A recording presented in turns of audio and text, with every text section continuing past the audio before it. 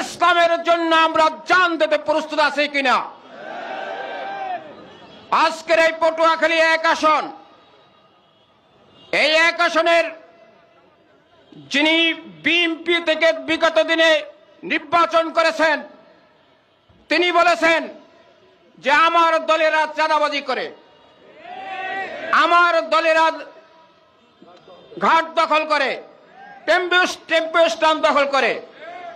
আমি তাকে উদ্দেশ্য করে আমি একটি মন্তব্য লিখেছিলাম যে আপনি বিএনপির ভাইস চেয়ারম্যান এবং পটুয়াখালীর অভিভাবক, আপনি যদি বলেন আপনার দলের কথা এই অবস্থা, আপনার যদি নিয়ন্ত্রণে না থাকে, তাহলে আপনার কি যোগ্যতা আছে এই পটুয়াখালী 1 আসনে? আপনি আপনার দলকে নিয়ন্ত্রণ করতে পারছেন না। সুতরাং আগামী দিনে ইনশাআল্লাহ আমি আমার শায়েকের দোয়ায় আপনাদের কাছে শপথ করতে পারি, আমার জান এবং মাল এই পটুয়াখালী 1 আসনের জন্য খরচ হবে ইনশাআল্লাহ। এবং এই পটুয়াখালীর মানুষকে জান মালের নিরাপত্তা দেওয়ার জন্য আমি আল্লাহর কাছে দোয়া চেয়েছি। আল্লাহ যদি কবুল করে প্রতিটি মানুষের জান মালের নিরাপত্তা ইনশাআল্লাহ গ্যারান্টি দেব। এবং এই পটুয়াখালীকে 5 বছরে 53 বছরে যা উন্নয়ন হয়নি তা করব। আপনারা প্রশ্ন করতে পারেন তা কিভাবে, তা অন্য সময় বিশ্লেষণ করে বুঝাবো।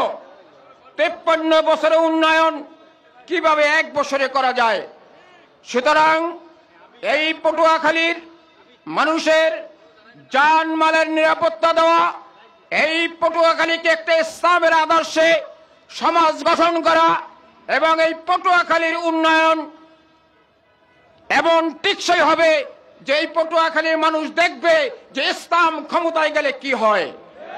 সুতরাং সর্বস্তরের মানুষকে আহ্বান করব, আসুন আমরা মতামত ভুলে গিয়ে ইসলাম এবং দেশ মানবতার পক্ষে আগামী দিনে রায় দেব তো ইনশাআল্লাহ। এবং আমরা পিয়ার পদ্ধতির মাধ্যমে আমরা নির্বাচন চাই। এই পিয়ার পদ্ধতির আহ্বান রেখে বিস্তারিত আলোচনা করবেন আমাদের প্রধান মেহমান। সুতরাং আপনাদের কাছে দোয়া চেয়ে এখানে সংক্ষিপ্ত করছে এবং ওয়াখির দাওয়ানা আনিল হামদুলিল্লাহি রাব্বিল আলামিন।